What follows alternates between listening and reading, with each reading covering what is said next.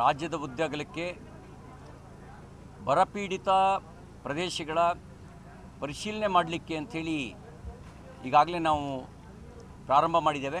ಅದರ ಅಂಗವಾಗಿ ಇವತ್ತು ರಾಯಚೂರು ಜಿಲ್ಲೆಗೆ ಮತ್ತು ಕೊಪ್ಪಳ ಜಿಲ್ಲೆಗೆ ನಮ್ಮ ಪ್ರವಾಸ ಇದೆ. ಆ ರೈತರ ಹೊಲಕ್ಕೆ ಹೋದಾಗ ಅವ್ರು ಬಿತ್ತನೆ ಮಾಡಿದಂಥ ತೊಗರಿ ಬೆಳೆ ಮಳೆ ಇಲ್ಲದೆ ಬೆಳವಣಿಗೆ ಕುಂಠಿತ ಆಗಿರೋದು ಗಮನಕ್ಕೆ ಬಂದಿದೆ. ಎರಡೆರಡು ಬಾರಿ ಬಿತ್ತನೆ ಮಾಡಿ ಬಿತ್ತನೆ ಬೀಜ ನಷ್ಟ ಆಗಿದೆ, ಗೊಬ್ಬರದ ನಷ್ಟ ಆಗಿದೆ, ಬೆಳೆ ಕೈಗೆ ಬರುತ್ತೆ ಅನ್ನೋಂಥ ವಿಶ್ವಾಸ ಇವತ್ತು ಉಳಿದಿಲ್ಲ. ಸಜ್ಜೆ ಬಿತ್ತನೆ ಮಾಡಿದ್ದಾರೆ, ಅದು ಬರುತ್ತೆ ಅನ್ನುವಂಥ ಭರವಸೆ ಅವರಿಗೆ ಉಳ್ಕೊಂಡಿಲ್ಲ.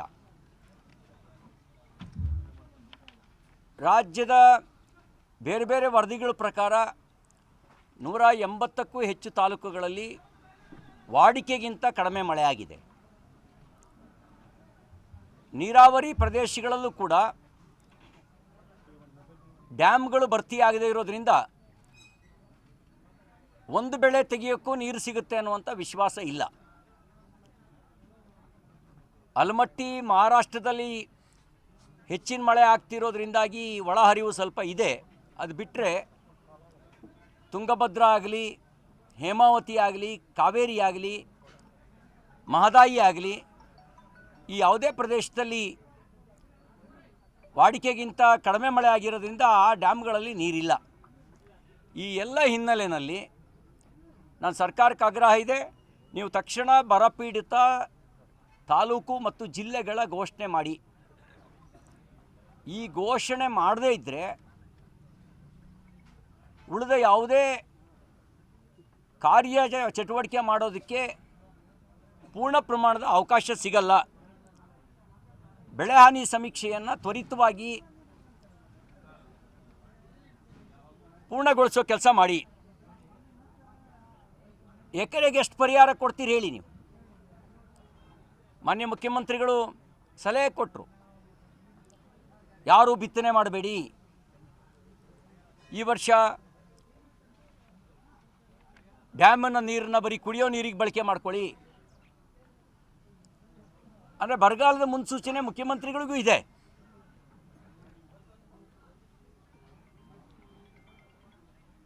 ನೀವು ಬರಪೀಡಿತ ತಾಲೂಕುಗಳನ್ನೇ ಘೋಷಣೆ ಮಾಡದೇ ಇದ್ದರೆ, ಬರಪೀಡಿತ ತಾಲೂಕುಗಳಲ್ಲಿ ಎಕರೆಗೆ ಎಷ್ಟು ಪರಿಹಾರ ಕೊಡ್ತೀವಿ ಅಂತ ಹೇಳಿ. ಈ ರೈತರು 50,000 ಕೇಳ್ತಾ ಇದ್ದಾರೆ, ನೀವೆಷ್ಟು ಕೊಡ್ತೀರಿ ಹೇಳಿ. ರೈತರು ಒಂದು ಎಕರೆಗೆ 50,000 ರೂಪಾಯಿ ಪರಿಹಾರ ಕೊಡಿ ಅಂತ ಕೇಳ್ತಾ ಇದ್ದಾರೆ. ನೀವೆಷ್ಟು ಕೊಡ್ತೀವಿ ಅಂತ ಹೇಳಿ. 50ಕ್ಕೆ 10 ಸೇರಿಸ್ಕೊಡ್ತೀರಾ ಅಥವಾ ಎಷ್ಟು ಕೊಡ್ತೀರಿ ಅನ್ನೋದನ್ನು ನೀವು ಸ್ಪಷ್ಟಪಡಿಸಿ. ಆಮೇಲೆ ಬೆಳೆ ಸಾಲ, ಈ ಹಿಂದಿನ ಬೆಳೆ ಸಾಲ ಮನ್ನಾ ಮಾಡಿ, ಹೊಸ ಬೆಳೆ ಸಾಲ ಕೊಡಿ.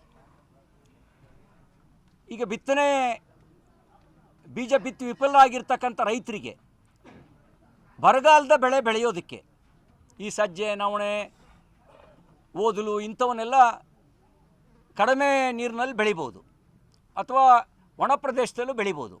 ಅದಕ್ಕೆ ಬೇಕಾದಂಥ ಬಿತ್ತನೆ ಬೀಜನ ಒದಗಿಸಿ.